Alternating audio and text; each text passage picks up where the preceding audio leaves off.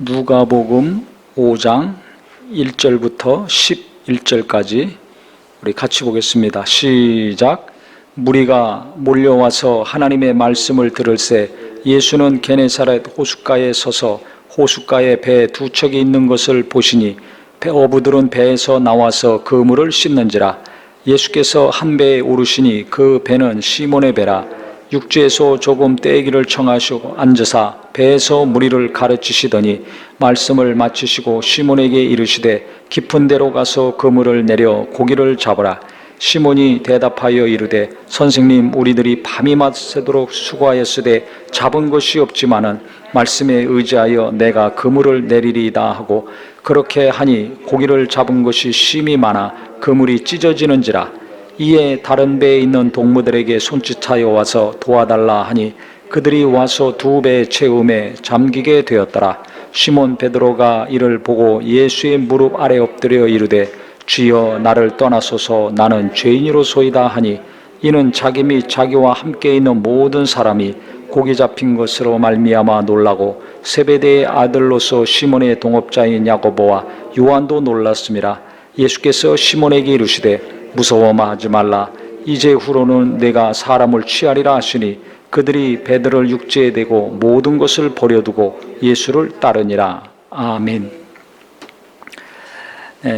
이 베드로, 시몬 베드로, 그 다음에 야고보와 요한, 세베대의 아들들이죠. 고기 잡는 어부들이었습니다. 갈릴리 호수 그 지역, 게네사렛, 긴네렛 호수라고도 합니다. 디베레아 바다라고도 하죠. 명칭이 각각 좀 다른데요, 한 장소입니다.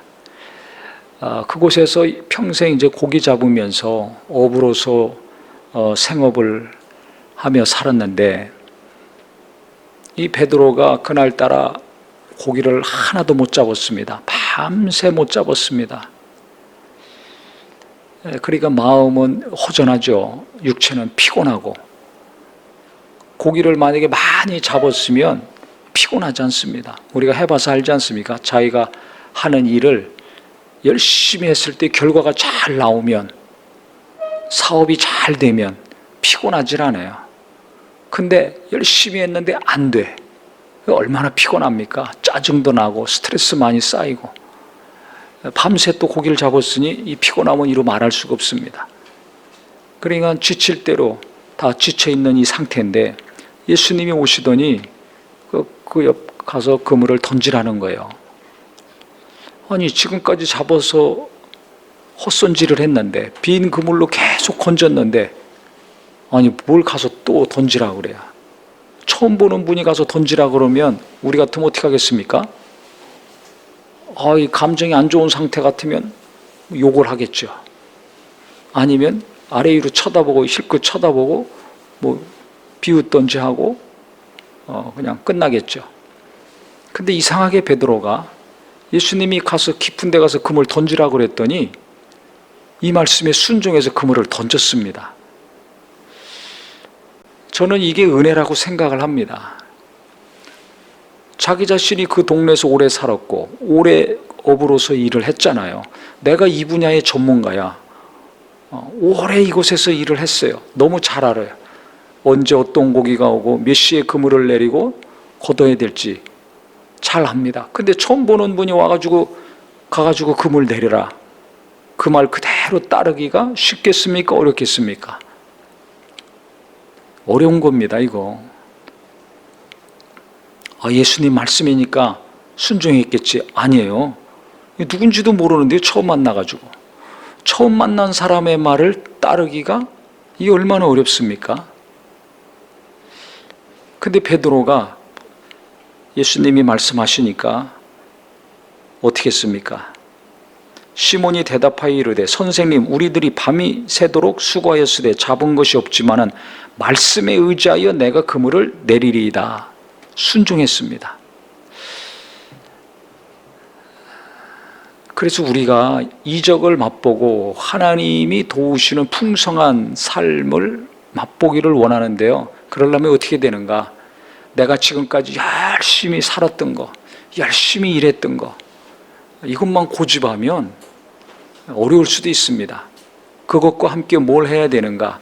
내가 열심히 노력해서 결과가 좋던 안 좋던 관계없이 예수님이 말씀하셨을 때, 베드로처럼 오늘 처음 예수님을 믿은 사람이나 아니면 아직 믿지는 않았지만 주님 앞에 나온 사람이나 오랫동안 기도하고 말씀도 알고 신앙생활 경험도 풍부한 사람이나 관계없이 오늘 내게 하시는 주님의 말씀, 지금 내게 하시는 예수님의 말씀, 하나님의 말씀에 순종해서 행동으로 옮기면 그 말씀이 그대로 내게 이루어진다는 사실입니다.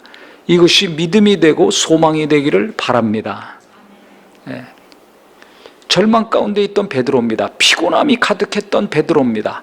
힘없이 집으로 빈손 들고 빈 그물 가지고 가야 될 베드로였습니다.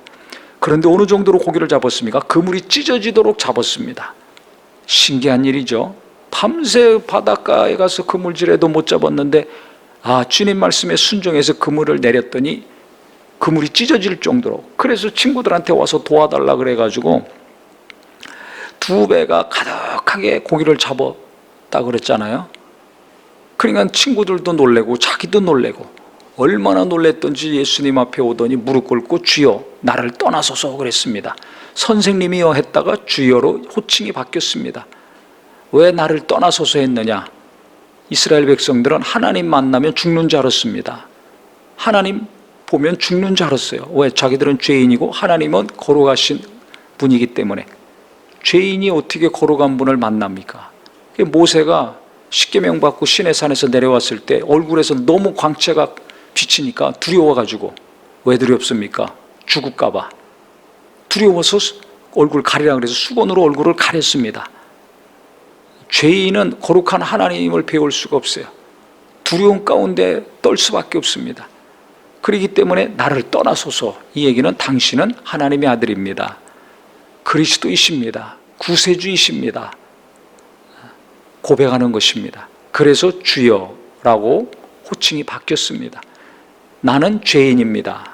당신은 거룩하신 분입니다. 하나님의 아들이십니다. 인정하는 고백이고 행동이었습니다. 이적을 경험했을 때, 말씀이 이루어진 걸 체험했을 때 말이 필요가 없어요. 그냥 예수님 앞에 무릎을 꿇었습니다. 무릎 꿇을 때 아무한테나 꿇습니까? 내가 가장 낮은 자로서의 표현이 무릎 꿇는 거 아닙니까? 예수님 어떤 분인가를 알았을 때 가장 낮은 자의 자세가 됐고 마음이 됐습니다. 우리는 은혜 받으면 받을수록 어떻게 됩니까? 하나님이 도와주시면 도와주실수록 무릎이 펴지고 허리도 펴지고 목이 굳어집니까? 뭔가 힘이 들어갑니까? 아니면 주님 앞에 더 납작 엎드리고 더 납작 엎드리고 더 무릎 꿇습니까? 이상하게요, 이 교인들이 은혜 받으면, 하나님이 역사하시면 힘이 들어가요. 목사도 마찬가지입니다. 하나님이 역사하시고 이적과 능력이 나타나고 교인들이 막 늘어나고 교회가 급성장해 보세요. 어마어마한 힘이 들어갑니다. 무릎 꿇질 않아요. 교인이 없을 때, 능력이 없을 때는 무릎 꿇습니다. 돈이 없고 건강이 없고 엉망으로 돌아갈 때는 하나님께 무릎 꿇습니다. 근데 은혜를 주시고 이적을 경험하고 능력을 체험하면 힘이 들어가요. 거꾸로 되고 있죠. 우리가 오늘 말씀 뻔히 아는 말씀이지만 하나님을 만났을 때, 하나님의 은혜와 이적과 도우심을 체험했을 때 어떻게 될 것인가? 더 겸손해지는 은혜가 있기를 예수 이름으로 축원합니다. 자식이 잘 될수록, 사업이 잘 될수록, 뭐가 잘 될수록, 교회도 잘 될수록 힘 빼야 됩니다. 힘 들어가서 문제가 되는 겁니다. 힘 빼야 돼요. 힘 빼야 돼요. 그래야지 그 은혜가 계속 지속이 되고 넘쳐서 흘러갑니다. 힘 주니까 막히잖아요. 흘러가지 않아요. 고이게 되잖아요. 그러니까 썩게 됩니다. 심하면 악취가 나는 일이 있습니다. 그렇기 때문에 예수님이 이적을 행하시고 그 이적을 베드로가 맛봤을 때 호칭이 바뀌고 나는 죄인입니다. 무릎 꿇고 머리를 조아리게 됩니다. 그런데 거기서 끝난 것이 아니라 나를 따르라 그랬더니 베드로와 또 그를 도왔던 야고보, 요한도 같이 주님을 따랐어요. 나를 따르라 했는데 그냥 그 자리에서 배도 버리고 그물도 버리고 주님을 따릅니다. 놀라운 일이 일어났습니다. 어떻게 이렇게 한마디에 순종해가지고 또 결단해서 직업을 내던지고 가족을 뒤로하고 주님의 제자가 됩니까? 이게 도무지 이해가 안 되는 일이에요. 이것도 아니, 이거 이적 한번 경험했다고 나를 따르라고 그러니까 다 내던지고 어떻게 주님을 따르냐 이거예요. 이거는 어떻게 설명할 수가 없습니다. 이게 은혜입니다. 은혜는 이 땅의 언어로 인간의 많은 풍부한 감정과 생각으로 표현을 정확하게 할 수가 없더라고요. 하나님의 사랑, 하나님의 은혜, 하나님의 계획, 하나님의 일하심을 솔직히 얘기하면 우리는 조금 맛보고 체험한 겁니다. 다 알 수가 없어요. 나를 향한 하나님의 계획, 하나님이 깨닫게 하시고 말씀을 주시고 감동하실 때 조금씩 아는 거지 다 모릅니다. 근데 하나님은 다 계획이 있죠. 그래서 하나하나씩 역사하시는 거예요.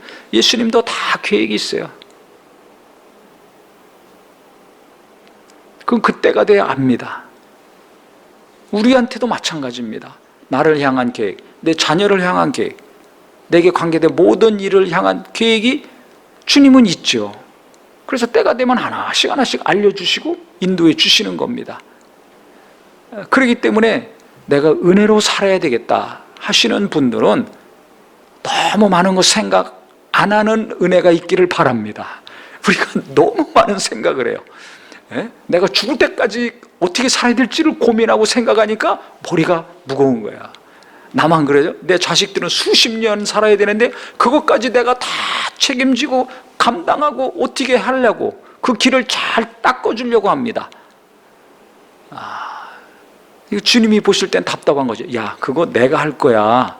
너는 그거 하지 말아라. 네 자식 내가 알아서 인도할 거야. 왜 네가 중간에 끼어들어가지고 헷갈리게 하냐? 이렇게 생각하실 것 같아요. 목자는 양을 각각 불러 인도한다 그랬습니다. 나나 내 가족들이나 다 교인들 많아도 각각 인도하는 겁니다. 목자가 한다고 그랬습니다. 예수님이, 우리의 주님이 알아서 각각 인도해 주실 것입니다.